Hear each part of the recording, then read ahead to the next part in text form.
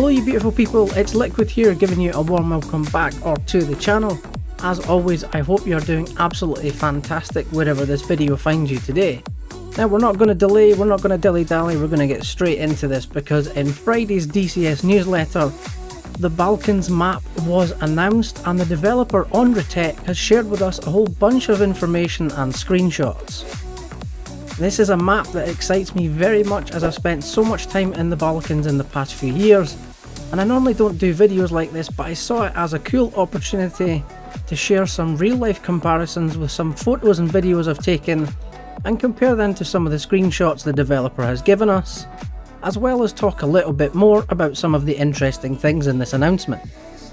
So first things first, here's all the information we've been given so far, and what areas will this map include? Well, the map is going to include all or large parts of Italy, Serbia, Slovenia, Croatia, Bosnia and Herzegovina, Montenegro, Kosovo and North Macedonia. The map will also feature portions of Austria, Albania, Hungary and Romania. The map is going to be 1200 by 1000 kilometers in size, and I can already hear hard drives crying. What airfields will be included? I apologise massively in advance for my Italian pronunciations, but we will start with Italy: Aviano, Istrana, Brindisi Casale, Galatina Fortunato Casare, Trieste, Taranto Grottaglie, Bari, Amendola, Giola del Colle and Venezia. For Serbia, the airfields will be Pukovnik, Sjenica, Morava, which is mostly known as Lejevci to locals. Also have Niš, Belgrade and Ponikve. For Slovenia it's going to be Cerklje, Ljubljana, and in Croatia, Pula, Zadar, Zagreb, Željeva and Split. Now mentioned here is one of the most iconic air bases, Željeva, which was an entire airbase built into the side of a mountain, and we'll come back to that later in the video. We continue on to the airfields for Bosnia and Herzegovina, Sarajevo, Mostar and Tuzla. In Montenegro we will find Podgorica, and in North Macedonia Skopje and Pristina in Kosovo. The map at early access release will be $39.99 US, with a final release price of $49.99 US.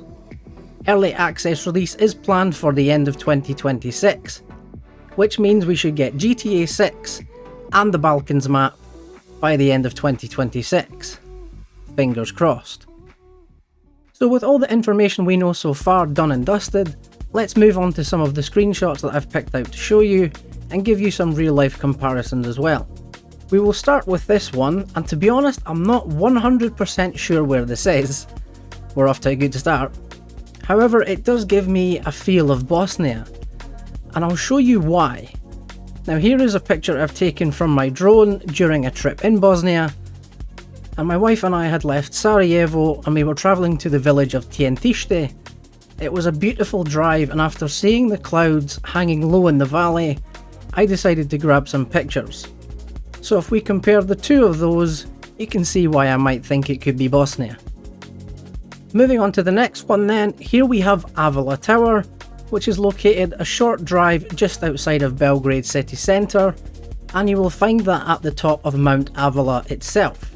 It's a telecommunications tower standing 671 feet tall, and it has a 360-degree panoramic viewing deck, which offers stunning views all around. Now I've been to the tower on a few occasions and the views really are fantastic. You will also find a cafe at the top, where you can enjoy those views accompanied with a nice refreshment. Our next screenshot also comes from Belgrade, and this is from the city centre. And there are two buildings which stand out in the skyline here. In the far distance is the iconic Western City Gate, also known as the Zepter Tower, and this is a massive brutalist building which you will see not long after travelling down the highway from the airport. Its highest part stands 459 feet in the air, and it's a cultural monument as well as being an iconic part of Belgrade's skyline. The second building is what's known to some as the beer bottle building, and this is known locally as the Kula Beograd or the Belgrade Tower. Now this is a 552 foot tall skyscraper, which forms part of the Belgrade waterfront project. And this is a photo I also took in 2021 when it was still being finished. Our next screenshot also comes from Belgrade, and I am almost certain that this is meant to be the House of the National Assembly. If we compare it to the photo I have taken here, you can see the similarities. This was also one of the very first buildings I photographed when first visiting Belgrade in 2021, and it really is a beautiful building in the flesh.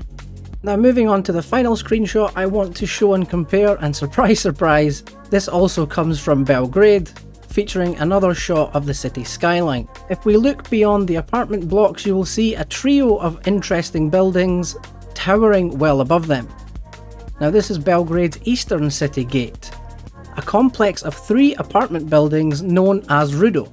Each building is 279 feet tall, and when you stand beneath them, it's like you're looking up at concrete giants from a sci-fi movie.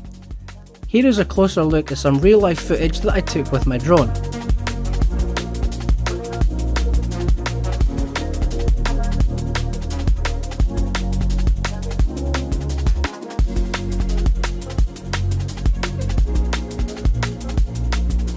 Now, earlier in the video I mentioned we would revisit Željava Airbase, and the reason for that is quite spectacular and definitely worth a mention.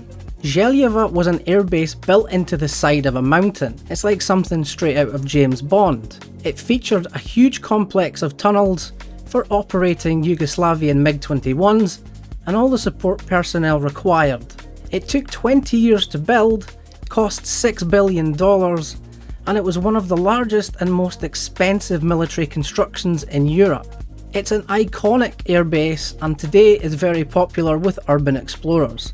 There is an old Douglas C-47 to explore before you make your way along the narrow road into the base, and during our visit we encountered a group of bikers. Honestly, it is a truly surreal experience to walk into the pitch darkness of those tunnels, and even briefly, the crisp cold air can offer a very nice respite to the scorching summer temperatures outside. It's located not too far away from one of Croatia's stunning national parks, Plitvice. Now, in terms of attention to detail, does that mean we could potentially have an airbase inside a mountain coming to DCS? I don't know about you, but the prospect of being able to taxi a MiG-21 out of that iconic tunnel and blast down the runway is one of the biggest highlights this map could potentially offer. A couple of other airfields to note here is Ponikve in Serbia. This had one of the longest runways in the Balkans and the second longest in all of Serbia. It's located close to the city of Užice, and this is the only photo that I can share. It is quite hard to make out, but you can see one of the old hangars still stands. Another airfield of note here is the Colonel Pilot Milenko Pavlović Airbase, known as Batajnica Airbase in Belgrade. This is where you will find the 101st Fighter Squadron, the Knights, or Vitezovi, who fly the iconic MiG-29. Now this is the only picture I have to show, and it is of the gate guard, located just outside the main entrance to the base, which is this beautiful MiG-21. And that will wrap up this video.